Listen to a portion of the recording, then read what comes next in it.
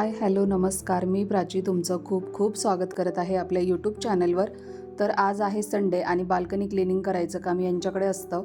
तर आज तुम्हाला समजलंच असेल आम्हाला किचनची डीप क्लिनिंग करायची होती.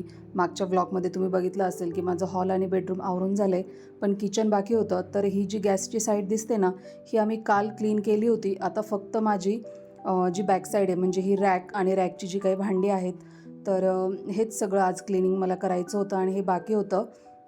तर मी फ्रीजवरचं जे काही थोडंफार सामान असेल किंवा मग अजून ह्या डब्यांमध्ये थोडंफार काही जे सामान असेल, तर ते मी किचनवर सगळं काढून ठेवलं होतं.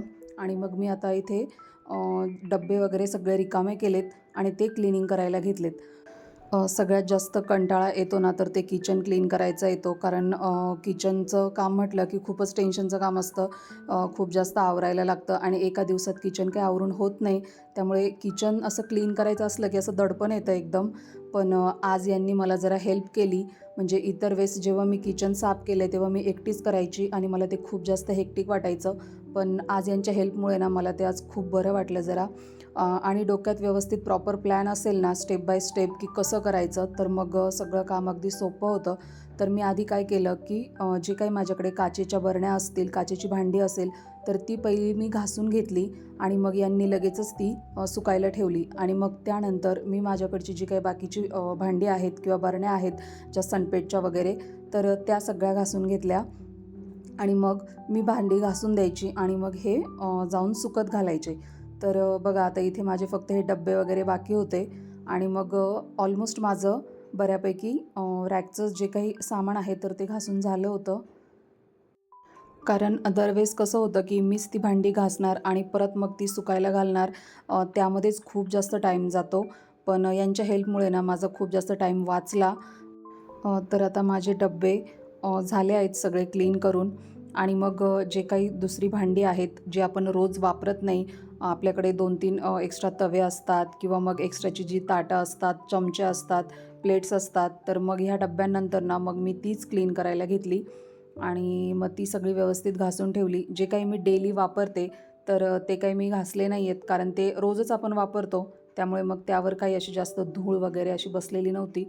मग ही जी भांडी आहेत ना एक्स्ट्राची, हीच आत्ता मी इथे क्लीन केली आणि त्यामुळे मग माझं जरा व्यवस्थित आवरून झालं आणि मला जास्त काही ते हेक्टिक वाटलं नाही.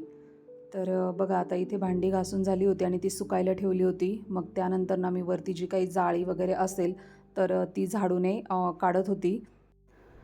तर आता इकडे हे क्लिनिंग चालू आहे. तोपर्यंत माझी भांडी पण व्यवस्थित सुकत आहेत. फॅन फास्ट केलेला होता आणि जे काही मसाले वगैरे आहेत तर ते मी व्यवस्थित झाकून ठेवले होते. त्यामुळे मग फॅनच्या हवेने ते उडतील किंवा काही सांडेल वगैरे याची काही टेन्शन नव्हतं.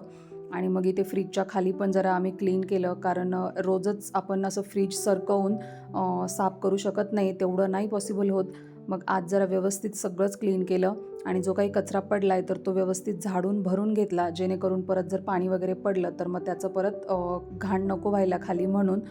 तर ही रॅक ना आम्ही दोघांनी काढायचा खूप प्रयत्न केला, पण ती एक साईडने काही निघत नव्हती. म्हणून मग मी तिथे जागेवरच तिला घासलं आणि पुसून घेतलं. जर ती व्यवस्थित काढता आली असती तर माझं इथे बरंचसं काम वाचलं असतं, माझा वेळ वाचला असता.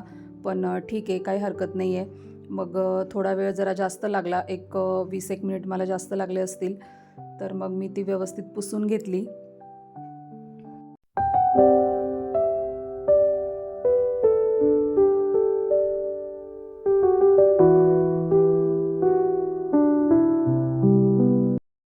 आणि रॅक सुकल्यानंतर मी त्यावर न्यूजपेपर जे आहेत ते टाकून घेतले, कारण कधीकधी पाण्याच्या ओलाव्याने पण रॅक खराब होते, तिला गंज चढतो. त्यामुळे मग तसं होऊ नये म्हणून मग मी इथे पेपर वगैरे टाकून घेतले, जेणेकरून रॅक खराब होणार नाही. आणि इथे बघा जे काही मी डब्यांमधलं सामान काढलं होतं ते मी बेडवर एक वेगळं बेडशीट अंथरलं आणि त्यावर ठेवलं होतं. आणि खाली माझी जी भांडी घासलेली आहेत ती सुकत होती. त्यानंतर भांडी बऱ्यापैकी सुकली होती.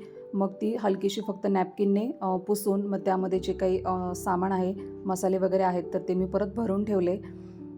सगळ्यात आधी मी काचेचं जे आहे तर ते पहिलं व्यवस्थित ठेवून घेतलं आणि त्यानंतर मग बाकीचं जे आहे की अरेंज फुटणार तुटणार नाही. तर मग बघा इथे या छोट्याशा हातांनी पण मला खूप जास्त मदत केली. आणि तो बघा एक एक का होईना माझ्याकडे डब्बा आणून देत होता. असं करून त्याने बरंचसं सामान आम्हाला आणून दिलं. तेवढीच खूप जास्त हेल्प झाली त्याची आणि त्यालाही आनंद वाटत होता हे सगळं करायला. तर मुलांशी जरा व्यवस्थित प्रेमाने गोडीने बोलून त्यांच्याकडून थोडीफार अशी कामं करून घेतली की मग त्यांनाही इंटरेस्ट येतो आणि तेही मग आपल्याला करू लागतात, जेणेकरून आपली चिडचिड होत नाही आणि कामही व्यवस्थित होतं. तर इथे बघा ह्यांच्या आणि आर्यनच्या हेल्पमुळे माझे सगळं सामान व्यवस्थित लावून झालं होतं आणि त्यानंतर मग आम्ही इथे आमचं लंच एन्जॉय केलं, जे करायला तरी आम्हाला 4:30-5 वाजले होते. ॲक्च्युली बाहेरूनच आम्ही बिर्याणी ऑर्डर केली होती आणि कारण एवढं सगळं आवरून खूप थकलेलो होतो, त्यामुळे मग बाहेरूनच ऑर्डर केलं. आणि त्यानंतर ना आमच्या अंघोळी बाकी होत्या, तर मी पहिला इथे बघा घरीच हेअर स्पा करायचं ठरवलं. तर हे मी दही घेतलं आहे लावायला केसांना आणि खरंच खूप छान रिझल्ट आहे याचा, कारण मी याआधी खूप वेळा ट्राय केलं आहे. जर तुमच्या केसांमध्ये डॅन्ड्रफ असेल किंवा असे फ्रीझी हेअर असतील, तुम्हाला केस सिल्की वगैरे हवे असतील, तर तुम्ही नक्की याचा यूज करा आणि यासोबत जर मेथीचे दाणे वापरले तर खूप बेटर रिझल्ट भेटतो. काय करायचं, मेथीचे दाणे अगोदरच्या दिवशी पाण्यात भिजत ठेवायचे आणि दुसऱ्या दिवशी दह्यासोबत ते ग्राइंड करायचे आणि ती पेस्ट केसांना लावायची आणि अर्धा तास ठेवायची. त्यानंतर शॅम्पूने हेअर वॉश करायचे. खूप छान रिझल्ट भेटतो, पण मला तेवढा वेळ नव्हता म्हणून मग मी घाईघाईत लावून घेतलं आणि बाहेर जायचा प्लॅन होता, पण इथे बघा पावसाने हजेरी लावली, त्यामुळे आमचा बाहेर जायचा प्लॅन कॅन्सल झाला. त्यामुळे मग मी अंघोळीला गेली. अंघोळ झाल्यानंतर इथे आर्यनची बडबड बघा.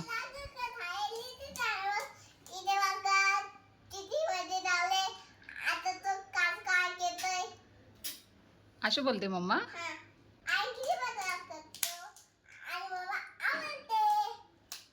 तर इथे ना आर्यंश माझी मिमिक्री करत होता. मी जशी व्हिडिओमध्ये बोलते तसंच तो इथे बोलून दाखवत होता. काय बनवलं? चहा. कुठे मग माझा चहा, दे ना मला. तिथे तू आणि डॅडाने मिळून बनवला ना, मग दे ना मम्माला. कधी? तर यांनी आणि आर्यंशने मिळून मस्त चहा बनवला होता आणि सगळं काम आवरल्यानंतर असा आयता चहा हातात भेटल्याचा आनंद काहीतरी वेगळाच असतो. मम्मासाठी चहा. थँक्यू. आणि त्यानंतर मग मी इथे आर्यंशचा जरा स्टडी घेत होती. म्हणजे तो आत्ता काही स्कूलला जात नाही, पण आमचं घरीच होम स्कूलिंग चालू असतं. मी मला जसा वेळ भेटेल तसं मग त्याला जरा शिकवत असते आणि तोही छान एन्जॉय करतो. त्यालाही आवडतं स्टडी करायला, तर त्याचा मूड बघून मग मी त्याला असं स्टडी करायला बसवत असते. आणि मी त्याला जे आधी काही शिकवले त्याचीच रिव्हिजन घेत होती, कारण बराच गॅप पडला आहे. सध्या त्याच्याकडे लक्ष नव्हतं आणि तो पण छान एन्जॉय करत होता. तर मी आधी पण सांगितलं आहे की मुलांना जे काही आपण शिकवतो, तर ते जेव्हा दुपारी आपण त्यांना झोपवतो किंवा रात्री झोपवतो त्यावेळेस त्यांच्याकडून बोलून घ्यायचं, जेणेकरून त्यांच्या खूप छान लक्षात राहतं. आणि इथे बघा आमचे केस खूप जास्त वाढले. हेअरकट करायचं आहे, पण आता दिवाळी आली आहे जवळ, म्हणून मग विचार केला की तेव्हाच करूया. म्हणून मी त्याची इथे बोनी बांधली आहे. तो 7-8 महिन्यांचा होता तेव्हा पण मी त्याच्यात छान 2 शेंड्या बांधून फ्रॉक घालून त्याचा फोटोशूट केला होता. आणि इथे बघा आर्यंश हेअर्स कोंब करतोय, जे की त्याला बिलकुल जमत नाही आहे. नेहमी त्यालाच त्याचे हेअर्स कोंब करायचे असतात. जी कामं त्याला जमत नाही त्याला तीच करायची असतात. मी त्याला इथे म्हणत होते की मी हेअर्स कोंब करून देते, पण तो ऐकत नव्हता. त्यालाच करायचे होते आणि मग तो बसला त्याचे हेअर्स कोंब करत. आणि त्यानंतर मग मी इथे रात्रीच्या जेवणाची तयारी करायला घेतली. आता दिवसभर खूप जास्त थकलेलो होतो आणि दुपारी पण बाहेरचं खाल्लं होतं, म्हणून मग म्हटलं की आत्ता नको, मी घरीच काहीतरी बनवते. म्हणून मग साधा सिंपल पिठलं भाकरीचा बेत बनवला. ॲक्च्युली खूप दिवसांपासून आम्हाला दोघांनाही पिठलं भाकरी खावीशी वाटत होती, पण आज तिला मुहूर्त भेटला करायचा. तर बेसनाची अशी वेगळी काही रेसिपी नाही आहे, सेमच असते, पण मी आज या खलबत्त्यात कुटून हा मसाला बनवला आहे. त्यामुळे बेसन खरंच खूप छान झालं होतं. तर बघा इथे कढईमध्ये ना तेल टाकायचं, त्यामध्ये मोहरी टाकायची आणि कढीपत्ता टाकायचा. त्यानंतर कांदा टाकायचा आणि हे छान परतवून घ्यायचं.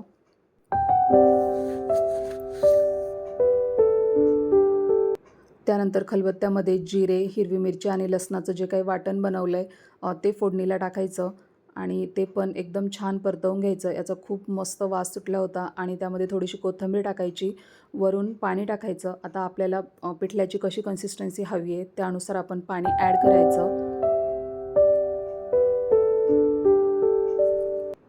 आणि मग मीठ टाकायचं. तर हे छान मिक्स करायचं आणि एक उकळी काढून घ्यायची. तर बघा इथे छान उकळी आली आहे. मग इथे मी ते बेसन ॲड केलं आणि हे छान मिक्स केलं. बेसन मी पाण्यामध्ये आधी एक व्हिस्कर आहे माझ्याकडे, तर त्याने छान असं फेटून घेतलं होतं जेणेकरून गोळे किंवा लम्प्स राहत नाही, कारण काहींना असं गोळ्यांचं पिठलं पण आवडतं. आणि त्यानंतर मग इथे ओवा हातावर चोळून टाकायचा. याने पण खूप छान बेसनाला चव येते. आणि तुम्हाला हवं असेल तर वरून तुम्ही थोडीशी गार्निशिंगसाठी कोथिंबीर टाकू शकता. तर झाकण ठेवून एक 5 मिनटं ठेवायचं मीडियम फ्लेमवर. आणि बघा इथे आपलं मस्त पिठलं रेडी आहे. आणि पिठल्यासोबत बाजरीची भाकरी कंपल्सरी असतेच, कारण बाजरीच्या भाकरीशिवाय पिठलं खायची मजाच येत नाही. तर मग मी इथे बाजरीची भाकरी बनवायला घेतली आहे.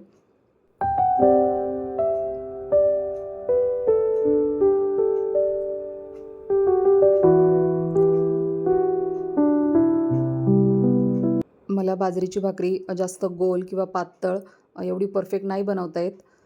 तर मला जशी जमते तशी मग मी बनवली.